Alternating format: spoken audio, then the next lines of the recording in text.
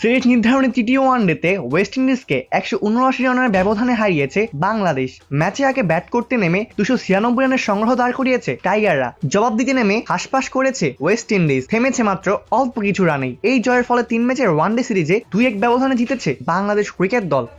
ক্যারিবিয়ানরা শুরু থেকেই বাংলাদেশের স্পিনারদের বলিংয়ে কোণঠাসা হয়েছিল। ক্যারিবিয়ানদের শুরুর 3 ব্যাটার আলিক আন্থাজে, ব্র্যান্ডন কিং এবং আকিম আগস্তে 3 জনকেই ফিরিয়েছেন নাসুম আহমেদ। 35 রানের মধ্যেই হাওয়া তাদের 3টি উইকেট। ক্যারিবিয়ান অধিনায়ক শাই হোপ এদিন ফিরেছেন খুব দ্রুতই। 16 বলে 4 রান করে বিদায় নেন হোপ। তাকে ফেরান তানভীর ইসলাম। 16 বলে 12 রান করা শেফরান রাদারফোর্ডকে ফেরান রিশাদ হোসেন। টপাটপ উইকেট হারিয়ে ফেলে ওয়েস্ট ইন্ডিজ। এক প্রান্ত আগলে রেখে খেলতে থাকেন ক্যাসি কার্তি। থেমেছেন 43 বলে মাত্র 15 রান করে। শেষ বেলায় জাস্টিন গ্রেভস কিছুটা প্রতিরোধ করেছেন বটে, তবে জয়ের জন্য যথেষ্ট হওয়ার ধারে কাছেও ছিল না সেই রান। 33 বলে 15 রান করে মেহেদী হাসান মিরাজের বলে আউট হন জাস্টিন গ্রেভস। শেষ দিকে 15 বলে 27 রানের ক্যামিও খেলা আকিল হোসেনকেও ফেরান মেহেদী হাসান মিরাজ। নিশ্চিত করেছেন দলের জয়ও। 179 রানের বিশাল জয় পেয়েছে বাংলাদেশ ক্রিকেট দল।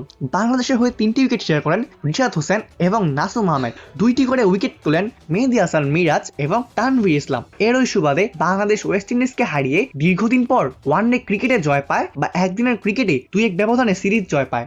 অপূর্ব দাস, প্লে ফার্স্ট নিউজ।